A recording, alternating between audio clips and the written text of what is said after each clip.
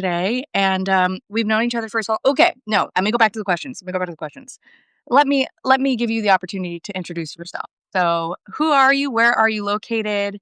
Pronouns and art form, and if you would like,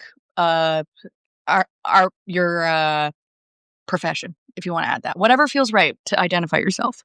Sure. Thank you, Paulina. I'm happy to be a part of this sharing the Artist Way Gospel. It's been very supportive for my practice, very healing and opening. I am Meaghan Elyse. My pronouns are she, her, and I am based between New York City and Massachusetts, where my family is. And I'm able to make bigger sculptures here and to have a little more spaciousness in the woods. So finding a balance has been really good of where I live. Other questions? Yeah, I guess I'm making some big sculptures lately, some metalworking. I had a big commission this year, which was new. Yeah, lots of evolutions, lots of change. As Paulina said, I was doing some writing. I definitely feel like the morning pages practice has allowed that to unfold for me in kind of natural way of like, I just want to keep saying things and pouring out or contributing to a larger conversation. Definitely. I absolutely believe that you're a multi-hyphenate. I think you're not contained to one medium. And that's, I think, most of us, if we let ourselves be, or that's how we Yeah. are, you know? Yeah. But it's really exciting to have you with us today. And for those tuning in, I always like to ask the question, how did you find the Artist Way cohort? Because, of course, everybody can buy the book and go through it themselves. But I have been offering the Artist Way cohort since 2020. And so I wanted to hear about sort of a little bit what inspired you to join. Yes. Well, I've gone through a few cycles of doing the Artist Way already. My first experience was doing it with one of my best friends, Madison, who we have in common as a friend. And I applied for graduate school. I sort of shifted out of graphic design, corporate work, and continued to do that to support myself. But that was kind of a big shift for me to go back to school and say that this is what I want to do. And then I think I've just been admiring you and your practice from afar and seeing that you were offering these courses. And I think I did the Writing the Body course that You did the original one. that was so special for me. And I think kind of affirmed my need to write, Mm-hmm. to like process some weird stuff that we all have. Totally. So had known that there was so much richness there in your teaching for me personally, and appreciated that sort of collective workshopping and being together around a theme. And I thought, I don't know, I think I was needing something at the time, like needing a community, needing some accountability, or that's something that helps me. And you had a Thanksgiving deal, and I was like, I would love to have something to look forward to at the beginning of 2025. So that was really nice to go into the year being like, and I was telling everyone, I'm like, I have this thing that I'm really looking forward to. Definitely. It's always funny to hear sort of people's processes because I really feel like the artist way comes into your life when it's time, Mm, which is such a weird thing to facilitate business around because you don't want to push people into buying your course prematurely because it really has to just be time. Like the right. artist way comes into your life when it's time. And, people will say, oh, I bought the book, but I only got to chapter 4. And they feel so much shame about it. And I really believe you get what you need when it's time. Like Mm. maybe you just need to go to chapter 4, and doing it alone is super hard. It took me 6 months to go through it by myself the first time. And so highlighting the cohort nature and being able to do it in a group is really helpful for accountability, but also community. And what year did you graduate the MFA? 2023. So I guess it had been almost a couple years. Yeah. And how did it feel? So for me, I think Artist Way was so fundamental in terms of really developing practice outside of the MFA and really creating an ethos around what it means to be an artist. And so I'd be so curious to hear about sort of I really felt like I was in free fall post MFA. You have this 2-year container and you really are an artist for 2 years. And then all of a sudden you're flung into the real world. My MFA is in nonfiction creative writing, and it was really not about the industry whatsoever. It was purely about craft, which was a beautiful. But then I was flung into the world and I was like, how do I make this my job? How do I make money? What do I do? And so the sort of practical aspect of both maintaining a craft and then also maintaining a living, which, is a pitfall in the artist way because it was written in the 90s and, the job market, there was just everything was different. Hmm. So I just would be curious about sort of your experience, post MFA and then coming into this cohort, which is kind of a big question, but whatever comes is right. Yeah.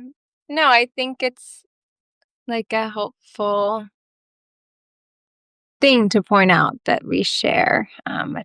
Certainly a challenging phase. Yeah, the ongoingness of it, right? Like, how do you maintain a sense of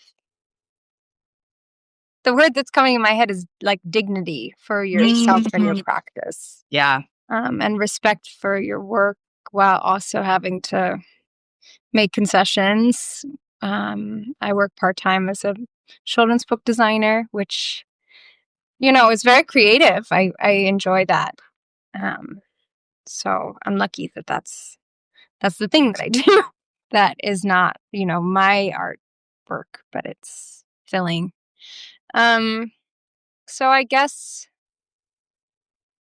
yeah, the sort of the pragmatic thing of what does an artist's life look like, and understanding that that is so varied. And I think it's helpful to get out of. I was in the master's at Columbia that was like I went through printmaking, but it was more sculpture and so fine arts based.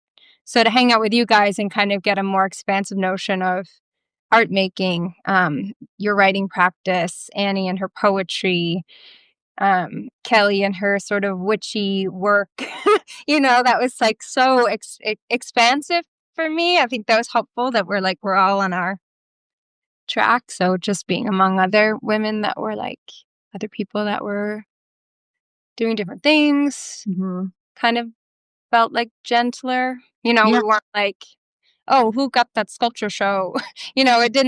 Nothing about that, our collective 3 months together felt competitive. It was very supportive. And I think that I really needed that coming out. Like, that's the main thing I would say is just like feeling like we are and continue to be so encouraging of each other. Definitely. Like, I feel like you're my number one cheerleader, and I'm just so grateful for that alone. I mean, it's an honor to be. And I think especially coming out of an MFA sphere, all of it is about competition. Who's the best? Who's the brightest? Who's getting the thing? And I think that that's deleterious to art making. I think that that's how people become blocked. Mm. And I'm so appreciative that we share this background and we can talk about it. But what I love about the cohort is they are a wide array of people. An Right. MFA doesn't make the artist. An MFA is training. But I met some of the dumbest, least creative people I've ever met in the MFA. The more expensive it is, Mm. the more likely you're gonna get a variety of people who can pay for it. And that was just my experience in the writing department. And that isn't to be like belittling, but it was eye opening I remember being in workshop and really trying new things every workshop, and being with people who submitted the same thing over and over and over because they were afraid of looking dumb Mm. or being seen by the professor. They were trying to impress the professor. Whereas like I didn't know what I was getting into. And that's what I love about facilitating the artist way is we'll have a mom in Iowa and Kelly, a witchy multi-hyphenate in Seattle. And, there's just such a wide array. I've had a woman from Kyrgyzstan one section, it's not sort of your traditional group of art makers. And I really love that idea because it's like we're all artists. We Mm. all are artists. And so I think coming out of the MFA sphere, there's sort of a monolithic idea of like what is success and who is successful, and Mm. that is so spiritually stifling. Yeah, I love that. I think the one thing that I always, when I describe the artist way to people and kind of how rejuvenating it's been, um, I talk about the writing and how she describes it like a blood flow, like the Mm. waking up in the morning and write and just dumping out those 3 pages of, it's like exercise. It's like you have to get this thing moving. And I think in understanding that in my body, there's like a reaffirmation of making as just like this primal shared thing that we need, as opposed to, as you're describing, this like competitive career thing that, yeah, it's really just sad. Like I think I left school feeling really sad, like, oh, I did grow in all these ways, but somehow I feel like I didn't win. Like I didn't win Yeah, the program. And it's like, well, what even is that? totally. You know? It's such a I found Artist Way sort of dismantled my idea of what success meant as an artist and Mm, what you're describing of like the daily spiritual practice, the daily hygiene of I have to do this thing because this is what I do. I mm, brush my teeth, I do my pages, I move my body, mm, And I think that that is the base truth for every artist, but we put so much on top of it. Like even on Substack, like you'll see like I started a Substack and now I make 100 grand a month. This is how I did it. And it's like, that's not why I'm not on Substack for that. Like I'm here because I have to write the thing, mm, and it's not consistent. And I'm not going to make 100 grand a month. If that was my goal, if that was a necessity, I would go to those. There's so many Substacks that will teach me how to make 100 grand. yeah. But this isn't about making 100 grand a month. This is about what is that primal necessity that I have to, how do I divine, like, what is my connection to the divine and my divine in myself and the divine in my practice, Mm. you know? Yeah, totally. I was talking to my dad the other day about like, what am I doing? And he's one of those people that like doesn't give you advice often. So when he Yeah. does give you like a kernel, I'm actually always listening. And he said, well, you probably didn't become an artist to make a lot of money. Like there are plenty of other things you could do to find that more quickly. So Totally. it was kind of just a question. I was like, well, why are we doing it? And then the idea of participating is interesting, of like listening and reading other people's and encountering other people's work in this like ocean of thought, and then sharing. I think for in the blockage before and in that sadness of like I've lost, I wasn't sharing maybe, and Yeah. to reframe like what sharing would be. It's like a seed, that we're just like, we spread, we spread our ideas, and something might land for someone, and it, none of it matters as much as we think that it does. Totally. But I it love that. also matters more than anything. Yeah. The stakes are both very, very low and our lives depend on it. Yeah. So that's like that's quite a Buddhist concept, actually. Hmm.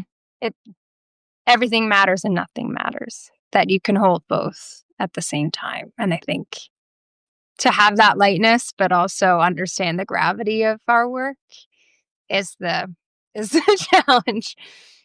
Yeah, I also love the idea of it being in sort of an ocean of thought because, Mm, like, every Sunday we come together, we share what's going on in our lives, we go over the chapter. We're all coming from different locations, ages, like, you know, um, this year I have a repeat, and she's a grandmother, she's a grandmother in Tennessee, Oh, I and love that.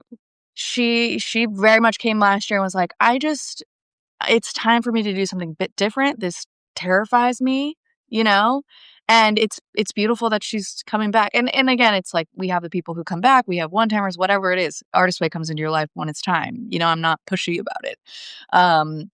But like it's really beautiful to both hold like the gravity and the lightness in a group of people who are all Hmm. doing it at the same time. And I was talking to a friend yesterday who went through the Artist Way by herself. And she has, a big Instagram following. That's how she made her money. She's a visual artist. And I was talking to her and she was really struggling with like, I don't know what to do. And I was like, I think you realize now that the creative practice is the spiritual thing and everything else around it.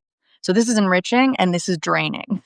Mm. And we have to figure out what that balance is. And for some people, that is like pushing their shit on social media. For other people, it's getting a corporate job. So they have separate, it's really beautiful to see different examples of like what that balance is and that answer is different for everybody. Mm. I had someone do the Artist Way and get a full-time corporate job. I've had people quit their corporate jobs and move abroad, Mm. and that both of those are the correct answer, but it's so individual in terms of where you're at. And I think something that I've really enjoyed about witnessing your process is I think moving from the MFA idea of what success means, and now like the fact that you're between Brooklyn and Massachusetts and like really engaging with what you need as an artist, which is space and time. And I think especially coming out of the New York, ethos, like myself leaving New York, it was like my life is over, and then you leave and you're like, oh, it's okay, and Right. it's hard to make that leap, but once you do, you end up realizing that you're actually making the choice that's best for you, not what you think, what other people think, what you think that you think, whatever, like whatever minutia comes in place. And so I'd be so curious about, how in this last year do you think that your art practice has changed since doing the Artist Way? I I feel like we're circling around this kind of connection to a spiritual need. And I think being with you guys I think we were the Sunday cohort, and that like regular gathering. I don't know, something about Kelly's witchiness really like sticks out to me as such a thing that I was inspired by. Mm. And that I was getting more in touch with like I have this character which I know you know about, that the bird woman, and listening more to her, um of and she's like a being within me, but that I'm also been researching and learning about hybrid creatures, and specifically, you know, women and birds in different mythologies. And that was this essay that I wrote when we were together, and that I actually submitted for publication. So that was a fun little personal win, but also, yeah, that felt really filling, to kind of get in touch with this like more magical thing that, yeah, makes you feel like you're a little less alone somehow. Like the magic is like a community in itself or something to talk to. Oh, beautiful. Does that make sense? Totally. I mean, the Like, magic is the community of it, like, but also like witnessing someone else dabble in the magical granted you permission to explore this sort of whimsical. It's not silly, but like when you're thinking about engaging with something that is outside your comfort zone, you can dismiss it as silly, mm, And so witnessing the way in which like Kelly, this is gonna be like her fifth cohort. She's coming back. She's I like love that. she just keeps coming back. She found me through YouTube was playing podcasts, and like I was on a podcast that was playing while she was sleeping, and she woke up and she was like, Paulina Pinsky, I should Google it. I remember that Which is like story. some magic right there. Um, and so like the permission granted when you witness other people step into that space. I love that idea. Because that's the beauty of the cohort is that you're seeing other people take action and also be daring and it's so inspiring. Like I completely understand. But you've touched on something like so It's so juicy. Yeah, even like adding on to the morning rituals, which sometimes gets so long that I'm like, okay, which bits, like the exercise at some point went out the window, and then it was all about the tarot card reading, and then it was all about the morning pages. So finding room for everything that I want to do in that time. But I think like my friends gave me a tarot card deck, and so now I'm finding, meaning in those images and sharing that with friends. And even like I still use your deck. I just pulled my affirmation today. ah, This little thing. what was it? As I create and listen, I will be led. Oh, That's a good one, right? mm-hmm.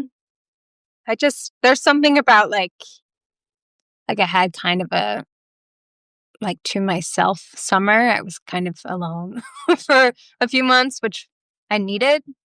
But when I say like the magic was the community, it was like I was talking to these decks in this way of like they were companions.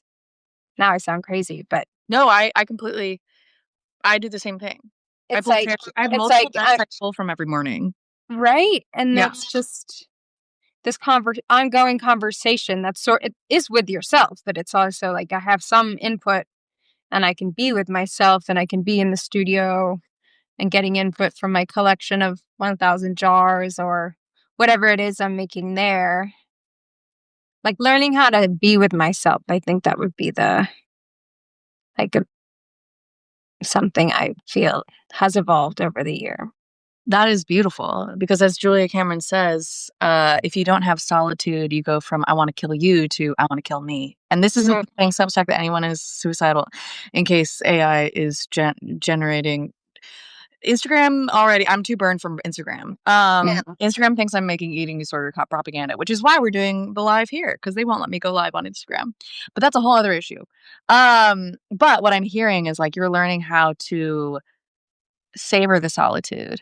Because yes, it's learning how to be alone, but I also, a huge part of the artist way is defining your own higher power. And it sounds like magic, whatever that means, is part of your sense of the universe, And I don't know if a higher power would be a right word for you, but when I'm pulling card, I really just like I feel like I'm getting the card that I need today. Whatever force is like putting like as I create, I am led in my path, like Mm-hmm. and part of that is like learning to look for the synchronicities, which is a huge part of artist way.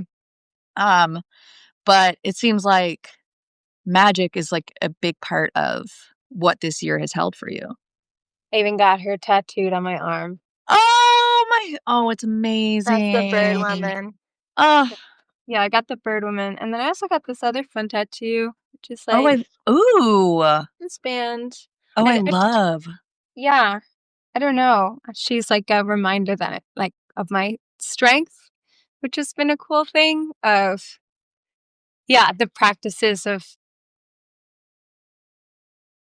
I mentioned that like the idea of our spiritual exercise or creative exercise, like the physical exercise and coming, I don't know, I think this relates to our sort of the stress around the body and the stress around appearance. And I think something really shifted for me with Mm, my around my body and my health of like, I want to feel fit. I want to feel strong in order to make my work, in order to like I was working in the metal shop for a month on this big piece.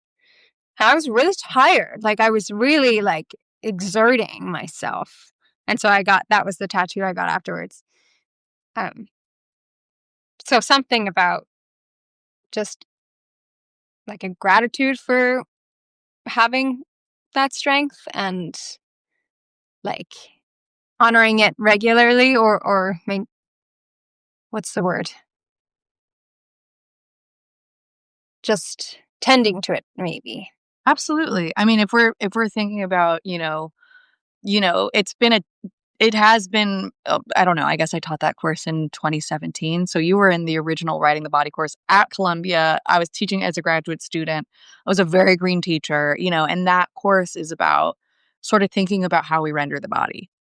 And I think those of us in that workshop sort of contended with the ways in which we think about our own bodies, but also how do we render the body? And I think so much of contemporary femininity, especially this contemporary moment, is about how we look to other people. And it sounds like you're shifting from how you appear to other people to how you feel within yourself, and Mm. your body's capacity to facilitate the art making.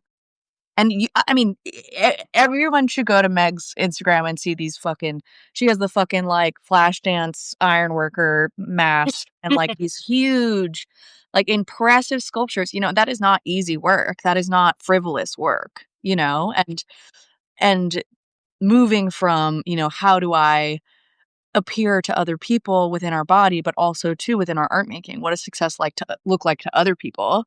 To I am pushing my body to facilitate this work Mm. without even thinking about what it looks like to other people. And that's like, I mean, recovery is such a big word, but like that is such a like, to me, like every femme identifying person has their fucking process with their body. But to me, that is like recovery from what do I owe other people to how do I belong to myself?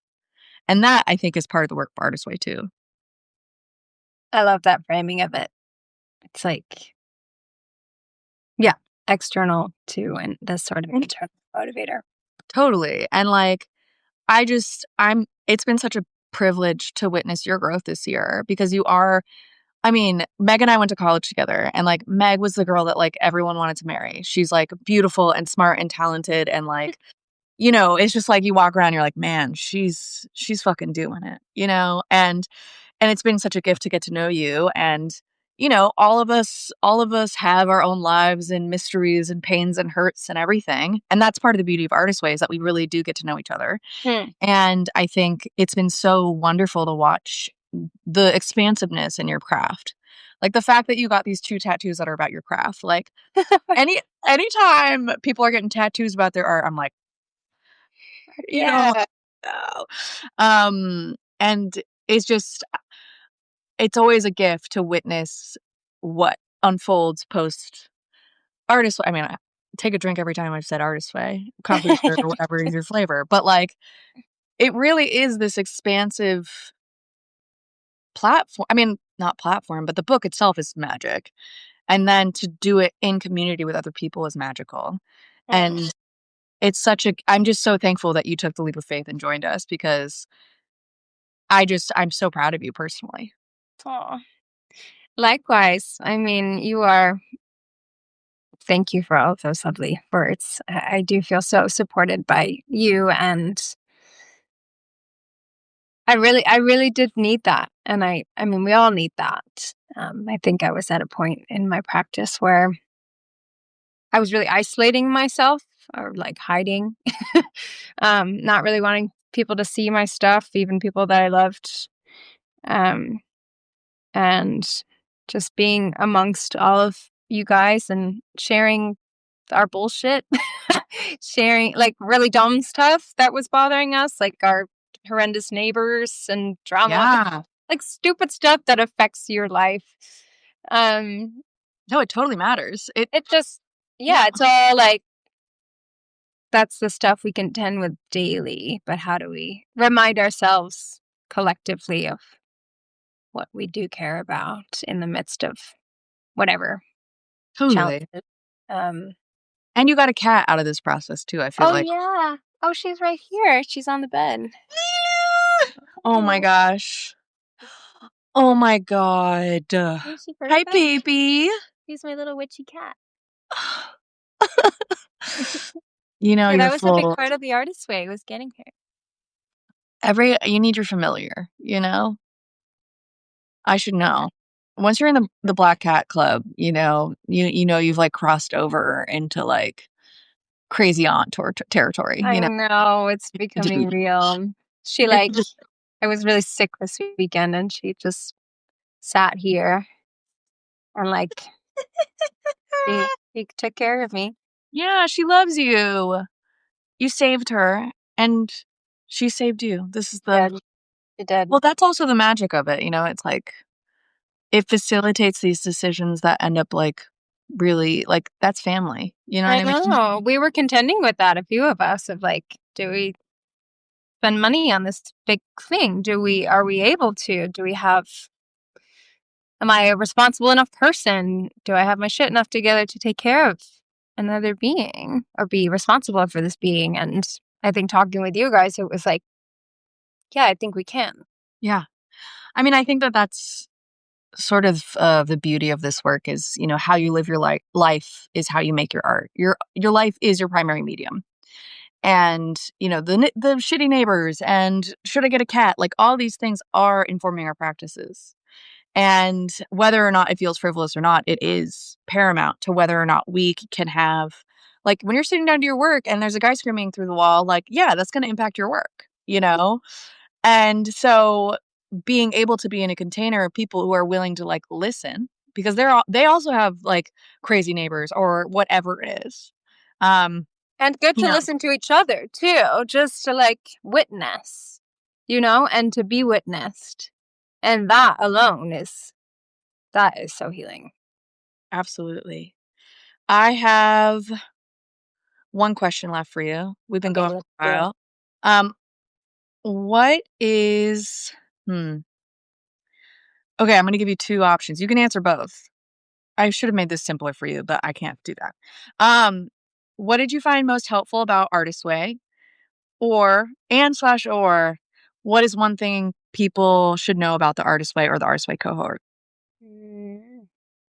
Which I guess are kind of the same question. But whatever comes to mind is right. What's coming to mind? It was so rich. It's hard to like pinpoint.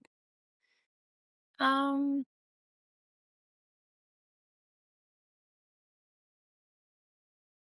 I feel like the thing that is kind of terrifying about the artist way, and also like so much part of its power, is maybe things you don't want to address, like hardship in your life. You're going to be writing it down and it's going to keep appearing, and you're going to have to do a hard thing potentially, whether it's like, I don't know, you're having a hard time with an unsupportive friend, or Mhm.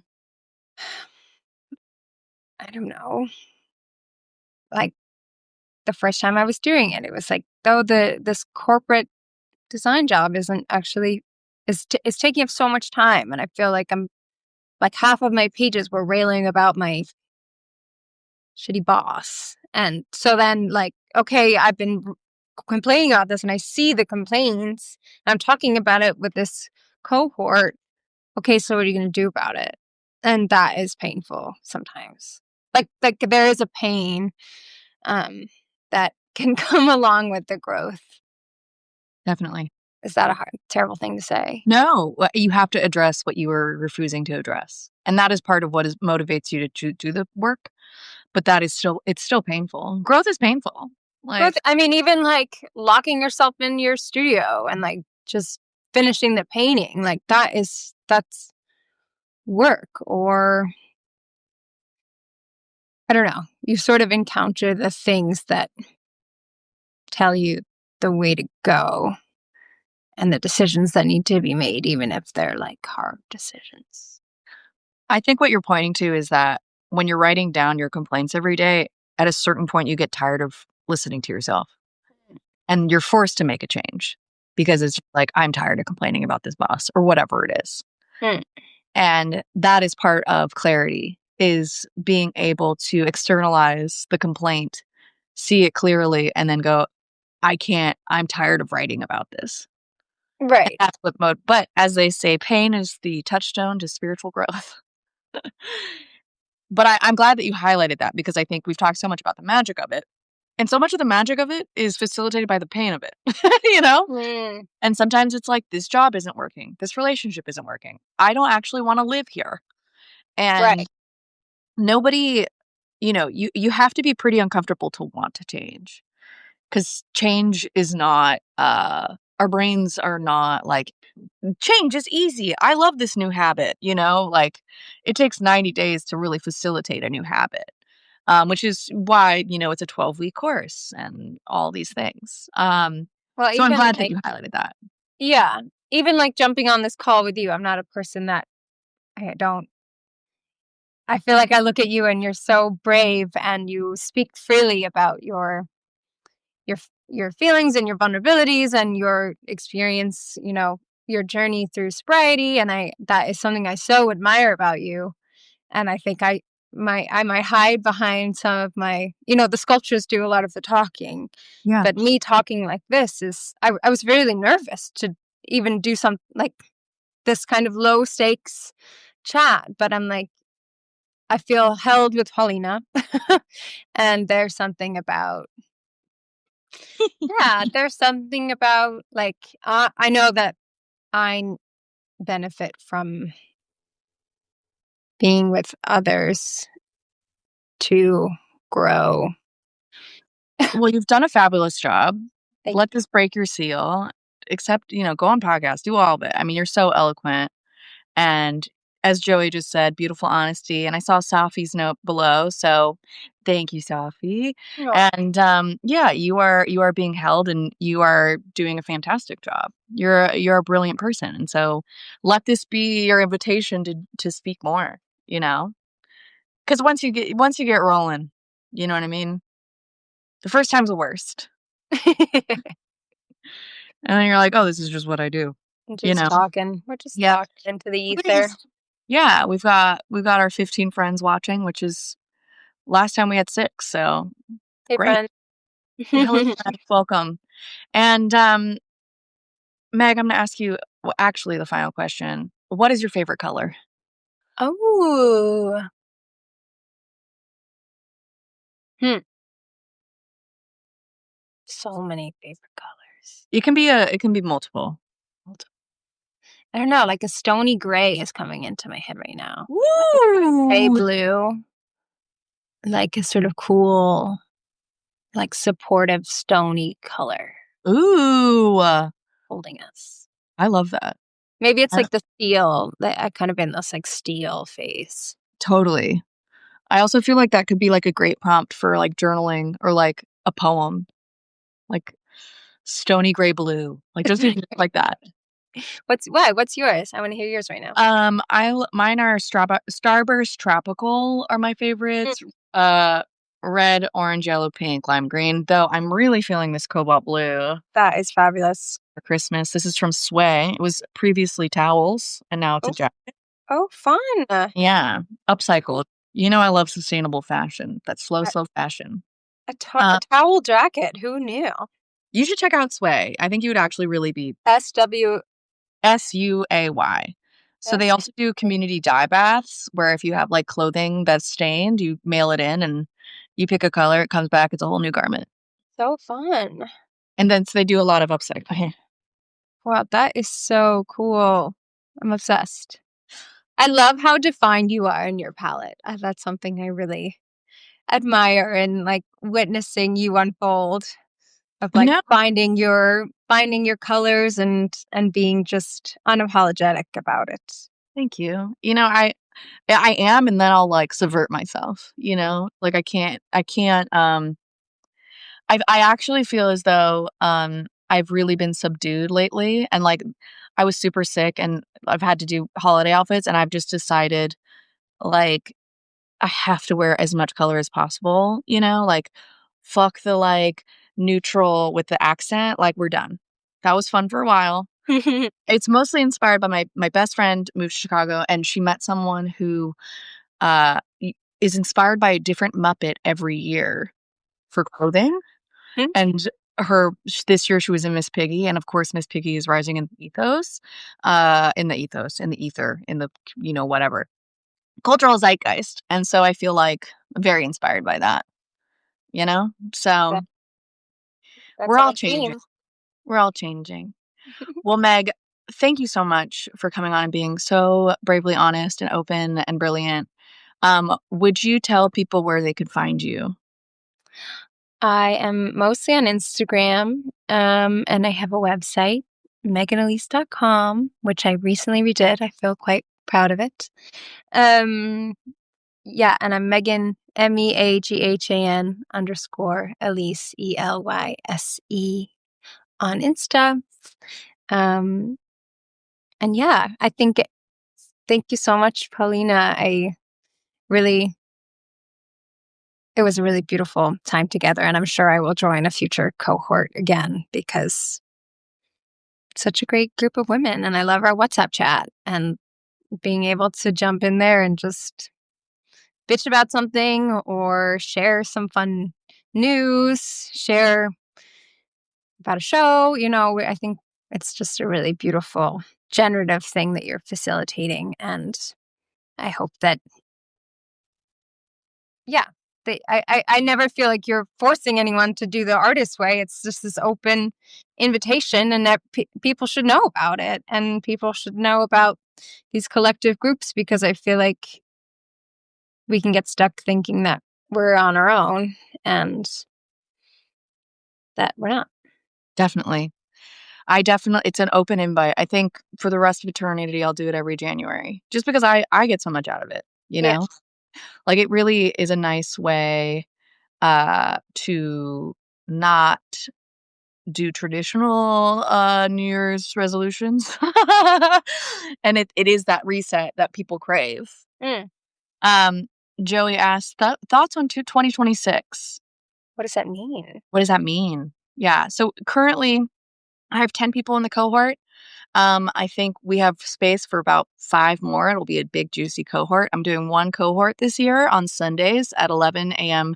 Pacific, 2 p.m. Eastern. Sorry, I'm not good at mental math, and I'm always afraid I'm going to mess up the time. Um, it'll be weekly Zooms, 2 hours on Sundays, and then you will read the chapter, go through the tasks, and we meet the preceding week to discuss. Um, if you're interested in joining, you can go to my website, paulinapinsky.com, and go to the little cart buy. I also offer payment plans. And I'm also happy to answer any and all questions. I myself am very excited about 2026. Um, I'm getting married this year, which is crazy. I actually Saturday went to try, like, we ordered the dress in June, and so they had to, like, be like, put it on your body to confirm that this is the one you wanted. And so I was able to go with my mom, my future mother-in-law, my future sister-in-law, and it's all like sort of becoming real. So I, on a personal level, feel very hopeful about 2026.